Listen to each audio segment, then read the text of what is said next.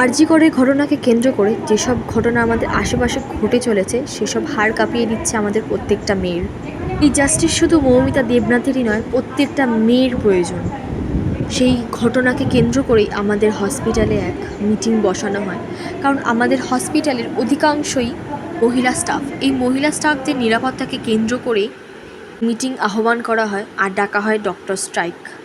মৌমিতা দেবনাথের বিচারের উদ্দেশ্যে, প্রতিটা নারীর বিচারের উদ্দেশ্যে আমরা ডক্টর এবং সমস্ত নার্স স্টাফেরা মিলে একটি মিছিলের ব্যবস্থা করি। ফাঁসির থেকেও কঠিন শাস্তি আবেদন করি আমরা সেই নর পিশাচগুলোর জন্য। জাস্টিসের ধ্বনিতে জাগিয়ে তুলি আমরা আমাদের সমস্ত আশেপাশের জায়গা। আমাদের মেয়েদের নিরাপত্তা কি কোথাওই আছে? সমাজ বলে পুরুষ নারী সকলেই সমান। আদেও কি আমরা সমান? সমস্তটাই চলছে পুরুষতান্ত্রিকতায়। আমাদের এই মিছিলকে তুলে ধরেছিল NNTV Bangla. Justice, we want justice.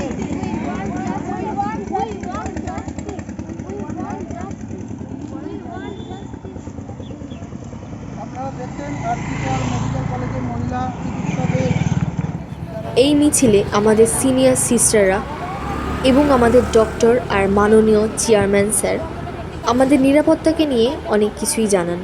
অনেক ব্যবস্থাই নিয়েছেন তিনি আমাদের নিরাপত্তাকে কেন্দ্র করে। যেহেতু আমাদের অনেকেরই অফিস থেকে বেরোতে সন্ধে 6টা হয়ে যায়, আর আমাদের আশেপাশের এলাকাটা প্রায় জনমানব শূন্য, সেই জন্যই তিনি আমাদের সেফটির জন্য ড্রাইভার দাদাদের আমাদের বাড়ি পৌঁছে দেওয়ার দায়িত্ব দিয়েছেন।